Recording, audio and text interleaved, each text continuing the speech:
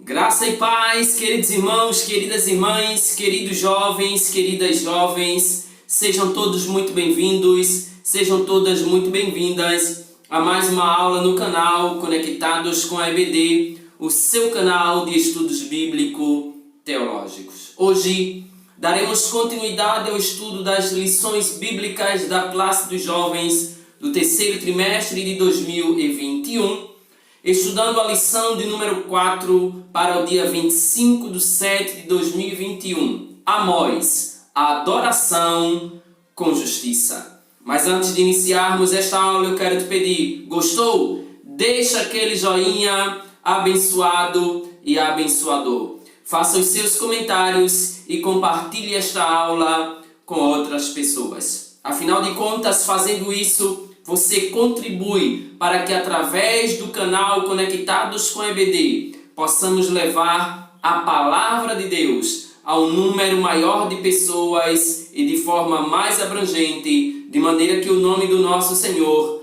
seja glorificado. Sem mais delongas, vamos para o que interessa, vamos iniciar a aula de hoje.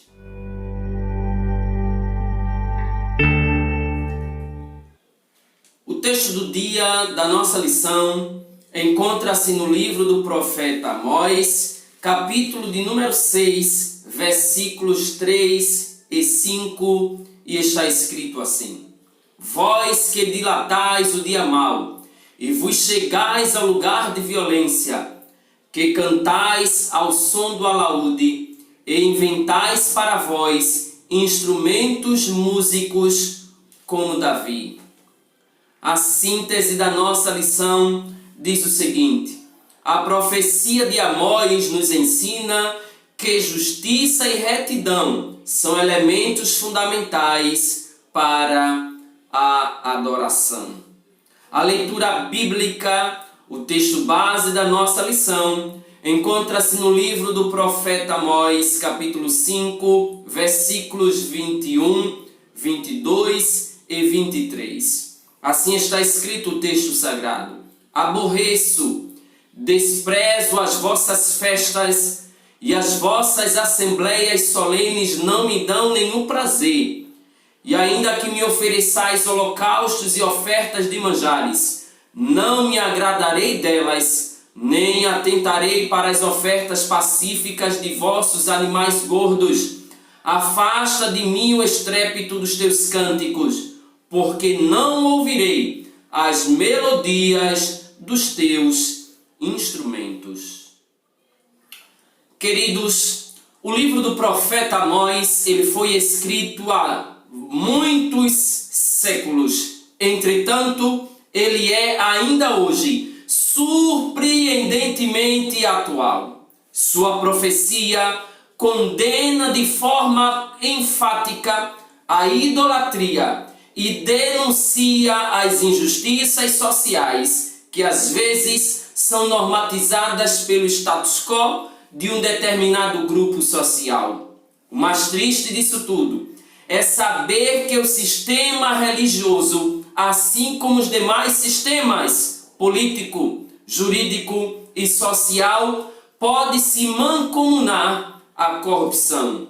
Amós, observando tudo isso que estava acontecendo, não pensou duas vezes em tocar a ferida de Israel e desafiar todo o povo, chamando-o ao arrependimento, pois, se assim não o fizessem, receberiam o juízo divino. Ele profetizou 3 décadas antes da destruição de Israel pelas tropas da Síria. Porém, ainda hoje, a voz do profeta Amós, de forma contundente, ecoa alteando a bandeira da justiça no estandarte da adoração cristã.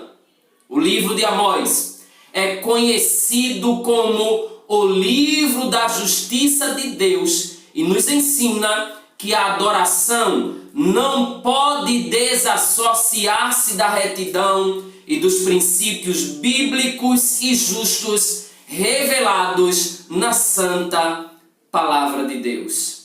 Já no primeiro tópico da lição, o comentarista nos apresenta o profeta Amós. Quem foi o profeta Amós?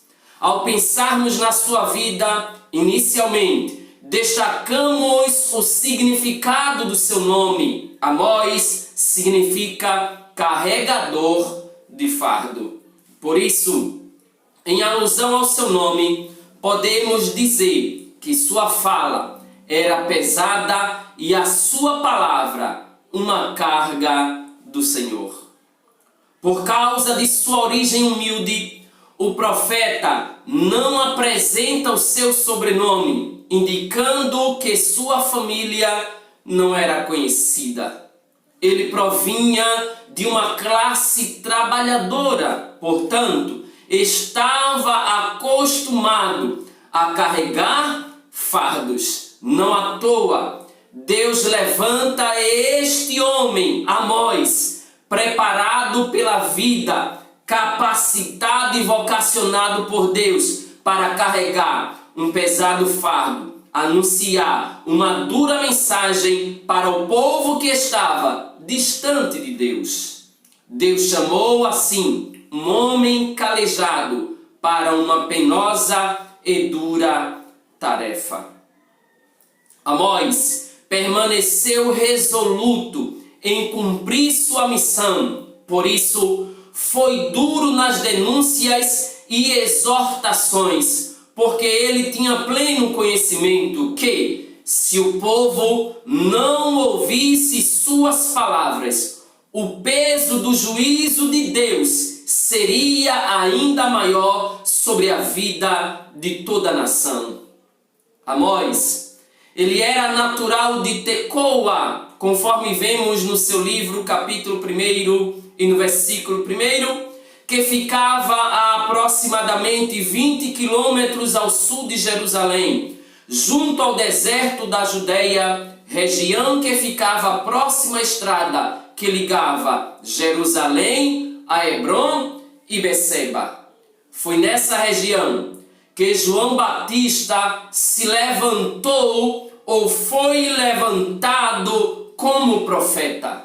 Amós foi um profeta sulista que profetizou no Reino do Sul, que atuou como ministério no Reino do Norte, a saber, em Israel.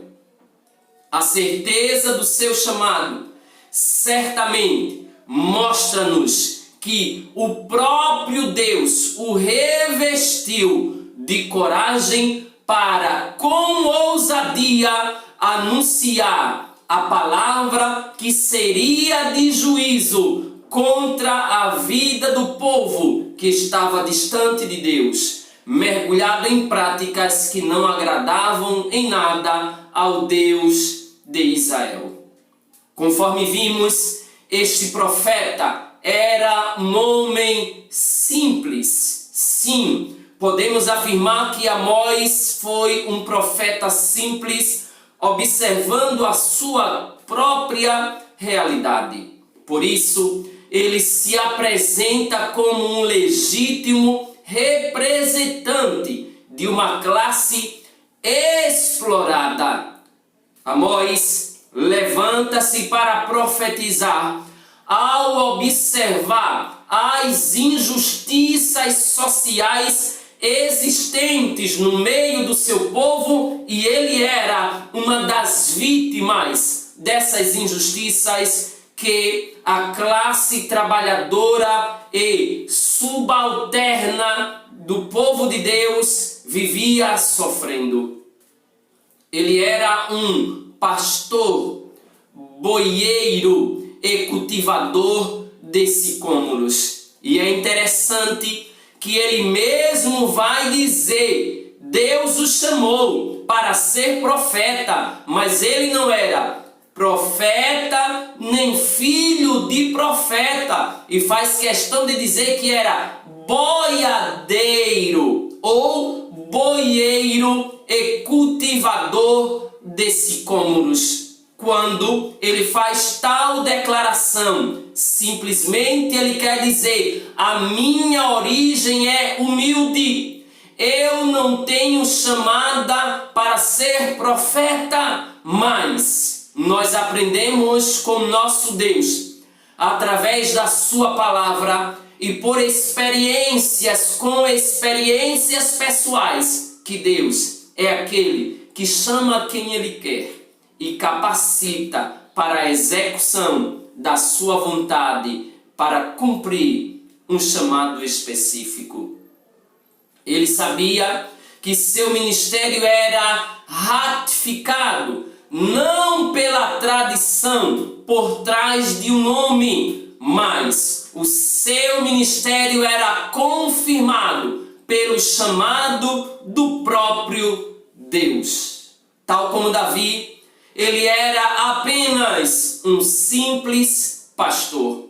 Todavia, suplementava o seu trabalho cultivando sicômoros ou figueiras bravas. Durante os meses de verão, os pastores, eles mudavam o rebanho para lugares mais baixos e pegavam serviços paralelos como o de boieiro ou cultivador de sicômoros para terem o direito de pastar com seus gados naquelas regiões.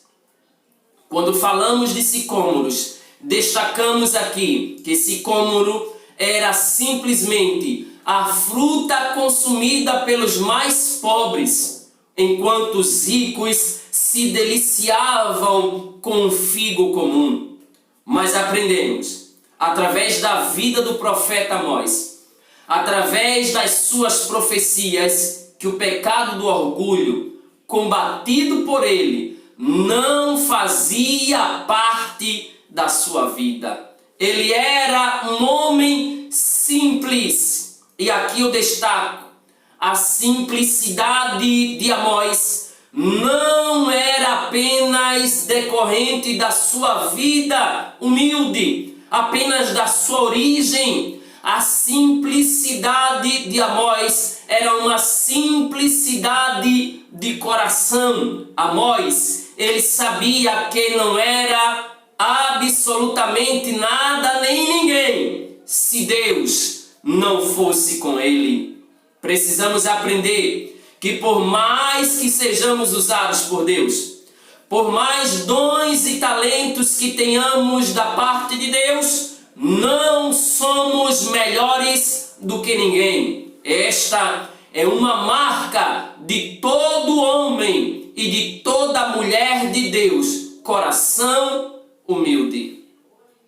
João Crisóstomo ensinou que a humildade é a raiz, a mãe, a ama de leite, o alicerce e o vínculo de todas as virtudes. Aliás, quando falamos em humildade, a própria Bíblia declara que a humildade, ela precede a honra. Quer ser honrado? Seja humilde. Quer ser honrado? Aprenda com o Mestre por excelência, Jesus Cristo, que sendo Deus, não teve por usurpação ser igual a Deus, mas aniquilou-se a si mesmo, tomando a forma de servo. Jesus, o Mestre por excelência, o Rei dos Reis, Senhor dos Senhores, curvou-se para lavar os pés dos seus discípulos. Este é certamente o nosso maior exemplo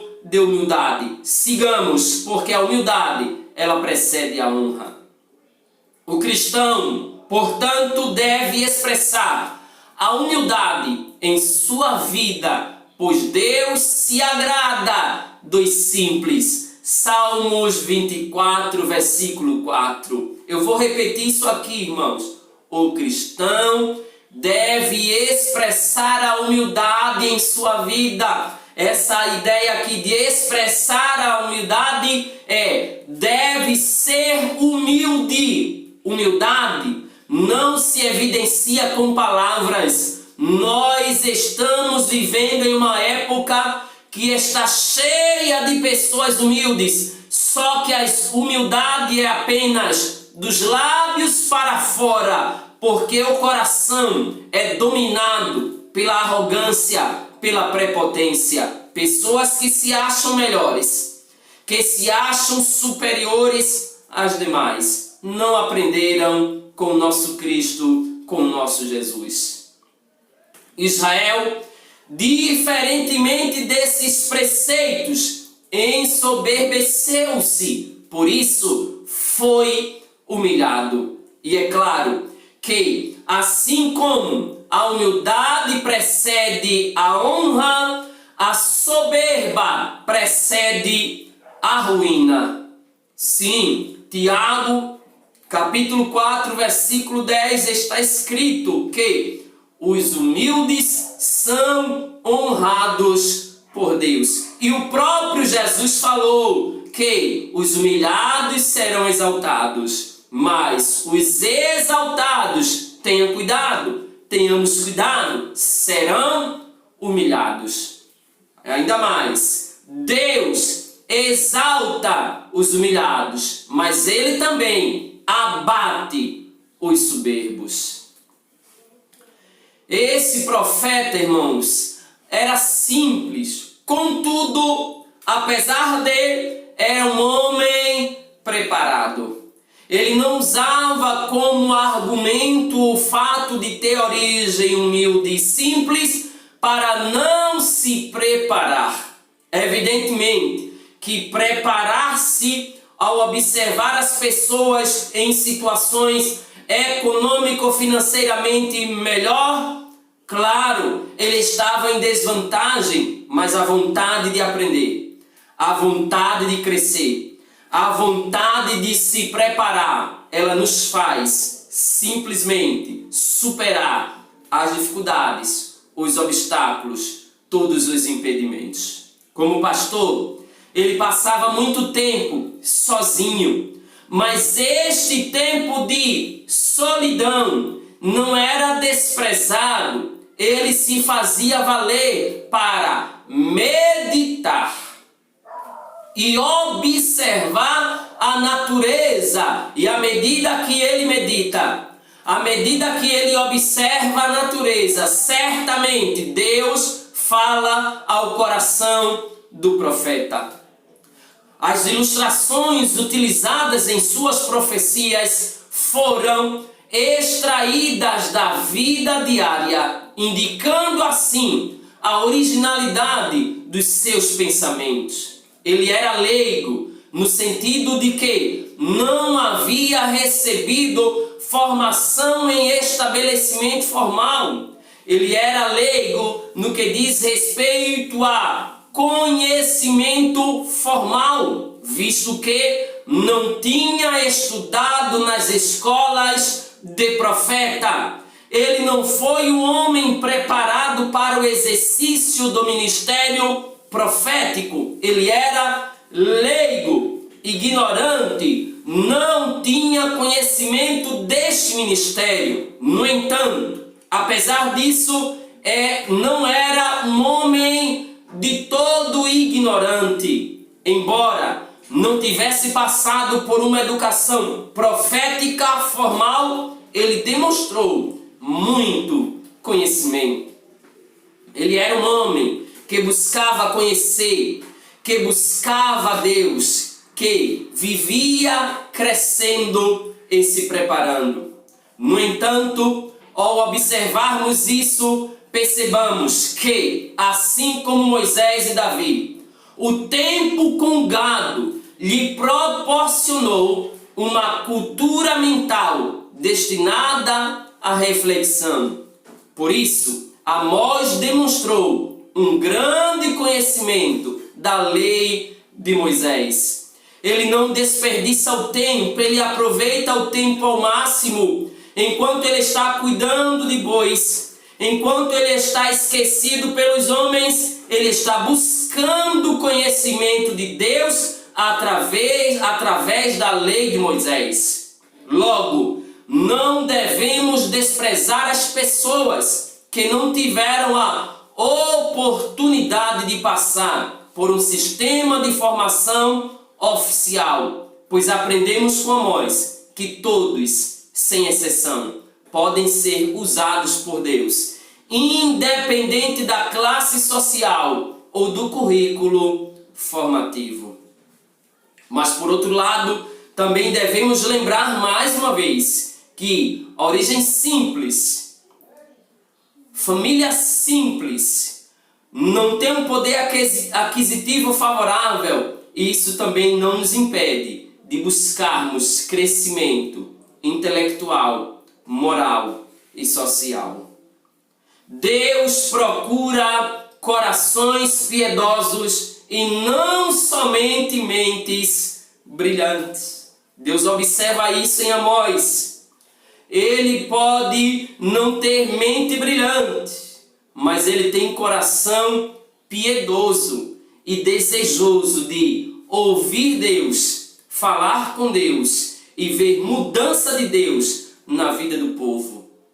Daniel 2:21, Tiago 1:15 vai nos mostrar de forma bem clara que Deus, Ele capacita aqueles que são chamados por Ele. Já no segundo tópico da lição, conhecendo o profeta Amós, agora precisamos compreender em que contexto Amós profetizou. A princípio, Amós desenvolveu seu ministério na época em que Jeroboão II reinava em Israel, Uzias reinava em Judá. Foi um período de grande prosperidade para ambos os reinos, Reino do Norte e Reino do Sul. De acordo com o Antigo Testamento, Amós foi contemporâneo dos profetas Oséias, Jonas, Isaías e Miqueias. O clima do governo entre Jeroboão II e Uzias era pacífico, amistoso, e as nações que poderiam perturbar Israel tinham sido totalmente dominadas. Era um período de paz. Inclusive, a luta contra a Síria terminou com a vitória de Israel. Sendo assim, o rei tinha estabelecido os termos de Israel. Segundo Reis, capítulo 14, versículo número 25. Os reinos do norte e do sul expandiram seus territórios de tal modo que conseguiram recuperar quase todo o território do Império Davídico-Salomônico, ou quase todo o território dos reinados tanto do rei Davi como de seu sucessor, seu filho Salomão. Esse período, portanto, ficou conhecido como a Idade de Ouro para ambos os reinos. A ideia de um juízo divino, portanto, parecia não se adequar às circunstâncias daquela época. Como acreditariam em um juízo divino quando o povo desfrutava de aparente justiça e paz? As ameaças assírias de Tiglat-Pileser III, entre os anos 745 a 727 a.C., se manifestariam apenas algum tempo depois. A paz experimentada pelos israelitas lhes trouxe uma sensação enganosa de segurança. Por isso, rejeitaram a mensagem de Amós e não se voltaram para Deus.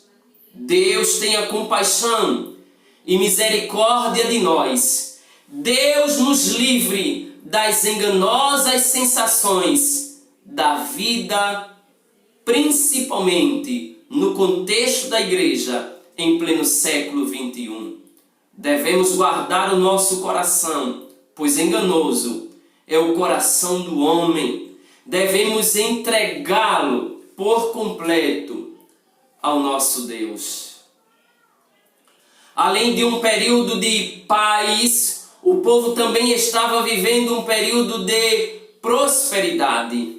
É consequência, paz política e expansão territorial conduziram Israel para um período de prosperidade material.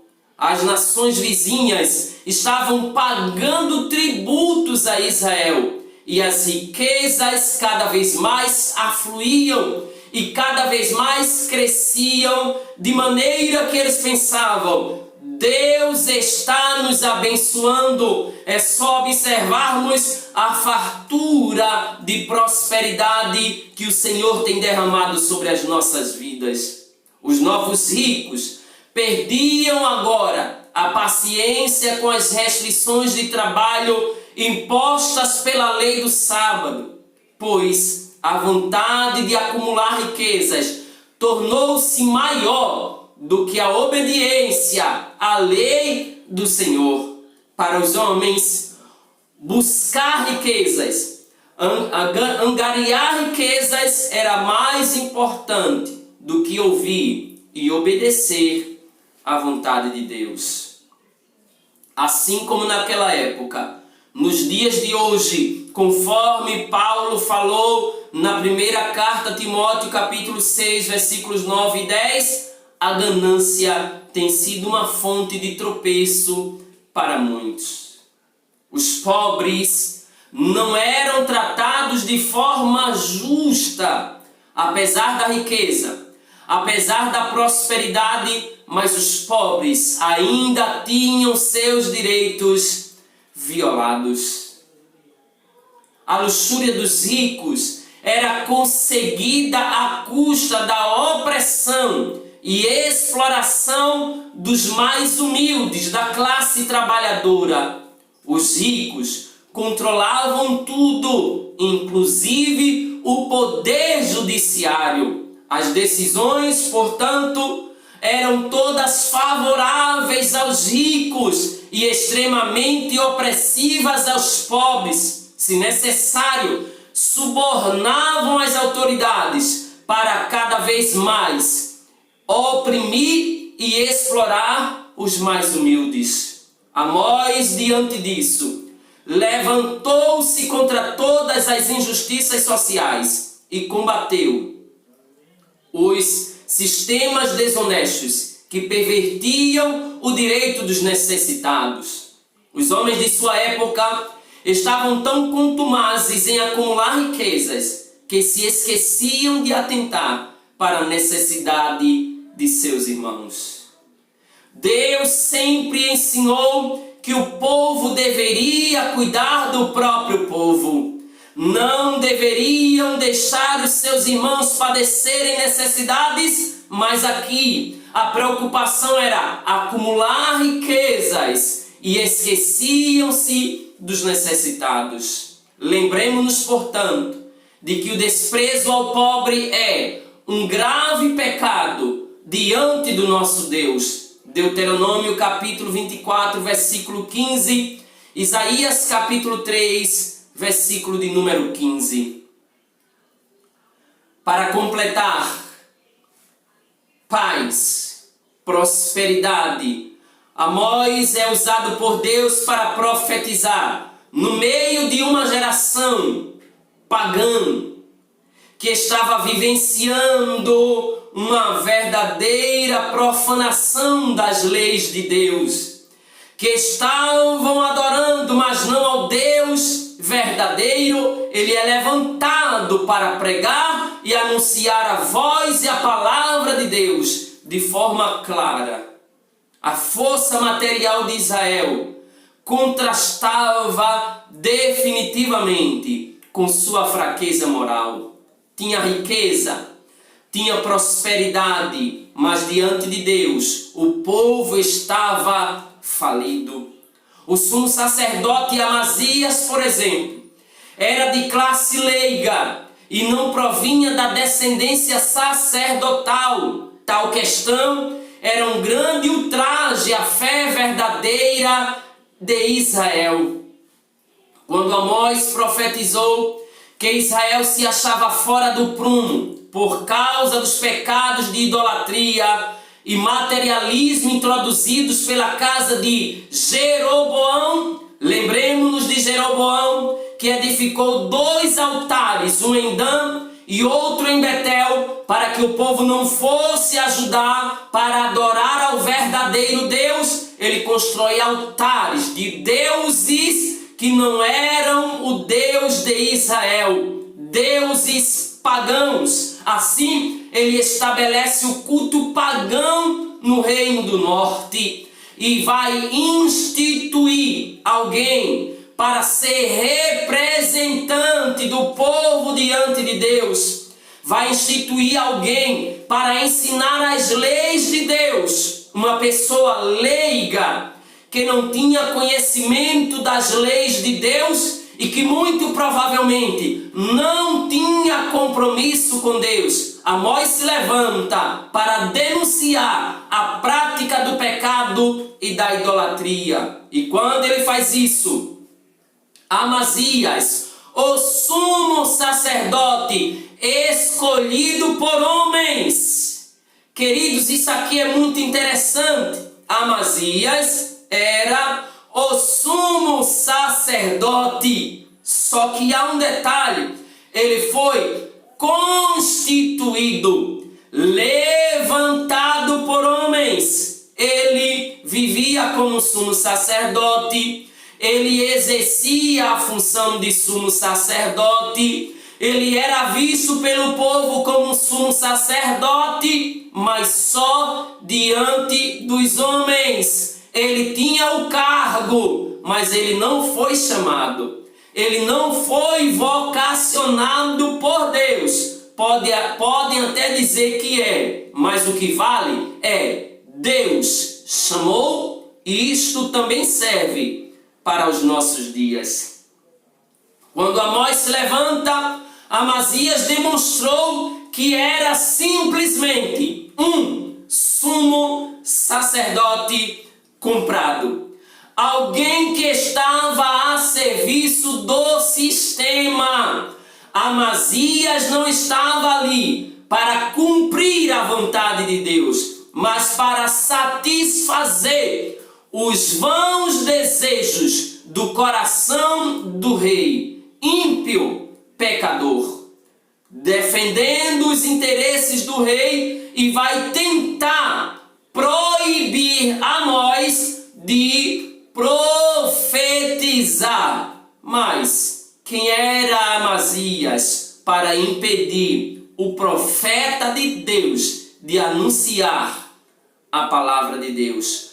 Podem até tentar, mas não vão calar. E se porventura prenderem, como disse Paulo, eu estou preso, mas o evangelho não está preso, ele está livre. Podem calar o profeta, mas a mensagem do Deus do profeta, esta jamais irão calar.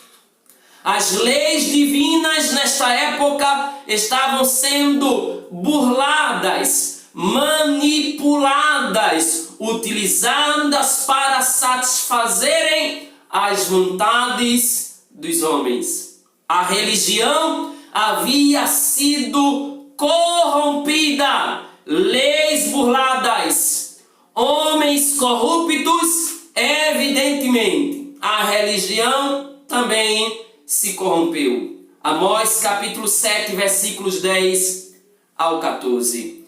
Jeroboão II também incentivou a prática dos cultos à fertilidade por meio de um sistema de adoração ao bezerro de ouro. Segundo Reis 14, 24 e 25.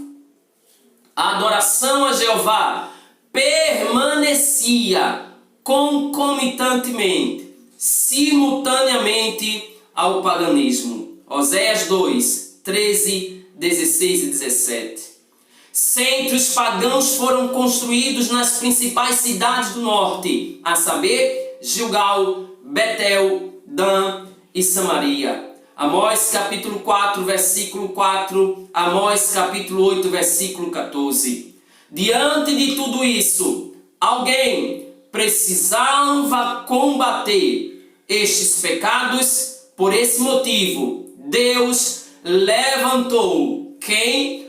Um carregador de fardo. Alguém acostumado a fazer isso e mais uma vez ele se levanta para carregar o fardo do povo, anunciando a dura mensagem, mas que todos deveriam ouvir, porque independentemente de épocas, circunstâncias ou situações, Deus sempre levantará um carregador de fardo.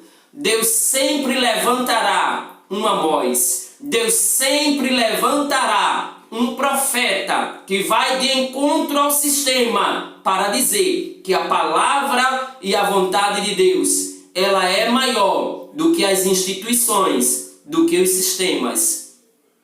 A vontade de Deus deve ser prioridade.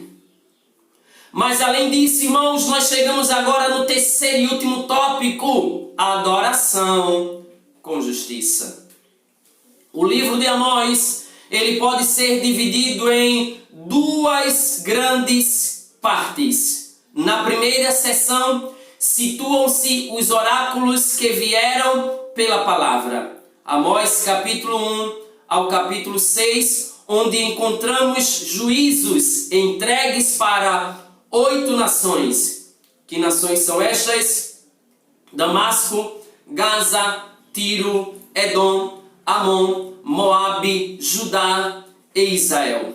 O profeta apresentou uma série de discursos de julgamentos contra Israel. Amós capítulos 3, 4, 5 e 6. As denúncias desse profeta partem do geral para o específico. Como assim? Primeiro ele falou às nações, depois, de forma específica, ele vai se dirigir aos pecados cometidos pelo povo de Israel. Já na segunda seção do livro estão as visões do profeta Amós, capítulos 7 em diante.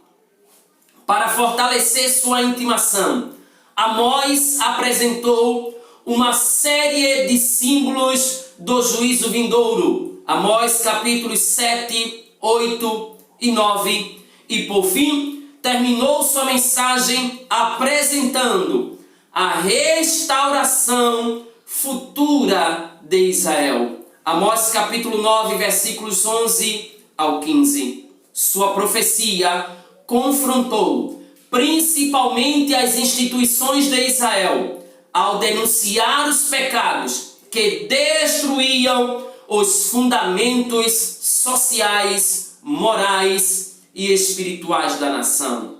Portanto, a pergunta é: estamos preparados para pregar uma mensagem de confronto? Somos obedientes a Deus a ponto de pregarmos aquilo que Ele quer e não aquilo que o povo quer ouvir e aquilo que nós queremos pregar? Levantemo-nos como voz profética no meio da nossa geração para denunciar as práticas imorais, profanas, indecentes. Anunciemos com ousadia a palavra de Deus, que muda, que transforma, que restaura, que dá vida, que edifica a mensagem de Deus. Em sua mensagem profética, Amós convoca o povo à responsabilidade social. Aliás, a exemplo de seu contemporâneo profeta Oséias, ele encontrou o mau governo em Israel e fez denúncias semelhantes às denúncias feitas pelo profeta Oséias. As instituições de Israel transformaram a justiça em alosna, em uma erva daninha. Amós capítulo 5, versículo 7. Literalmente, pervertendo o direito.